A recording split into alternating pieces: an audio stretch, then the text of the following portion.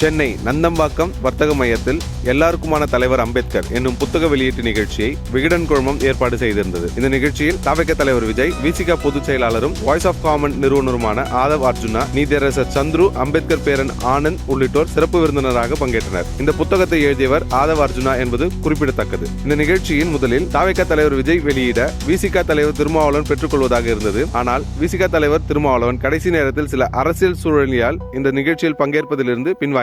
இந்த சூழ்நிலையில் இந்நிகழ்ச்சியில் பங்கேற்க விசிக பொதுச் செயலாளர் ஆதவ் அர்ஜுனா தமிழகத்தில் மன்னராட்சி ஒழிக்கப்பட வேண்டும் என்றும், சினிமா துறை ஒரு நிறுவனத்தின் கட்டுப்பாட்டில் உள்ளது எனவும், பிறப்பால் ஒருவர் முதலமைச்சர் ஆகக்கூடாது எனவும், விசிக தலைவர் திருமாவளவன் இந்த நிகழ்ச்சியில் பங்கேற்காததற்கு காரணம் கூட்டணி கட்சியின் அழுத்தம் தான் என்று ஆளுங்கட்சியை கடுமையாக சாடினார். இவ்வாறு விசிக கட்சியின் முக்கிய பொறுப்பில் உள்ள ஒருவர் ஆளும் கூட்டணி கட்சியை பற்றி விமர்சனம் செய்வது கூட்டணி கட்சியினருக்கிடையே சலசலப்பு ஏற்படுத்துகிறது. மேலும் திருமாவளவன் அவர்கள் தனது ஆதங்கத்தை ஆதவ் அர்ஜுனா மூலம் வெளிப்படுத்துகிறாரா என மக்கள் மத்தியில் கேள்வியும் எழுப்புகிறது.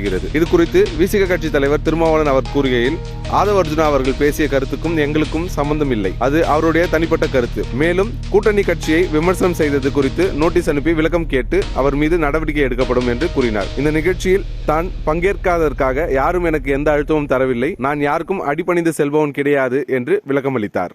2026 தேர்தலுக்கான பணிகள் 2026க்கான தேர்தலுக்கான பணிகள் மன்னர் ஆட்சியை ஒழிக்க வேண்டும்.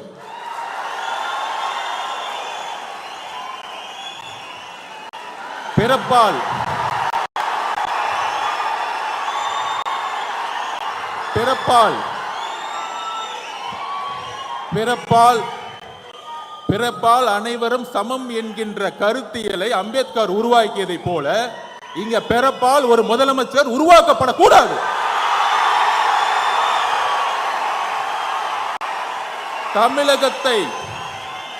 தமிழகத்தை ஆள வேண்டும் என்றால் ஒரு கருத்தியல் தலைவர் தான் ஆள வேண்டும்.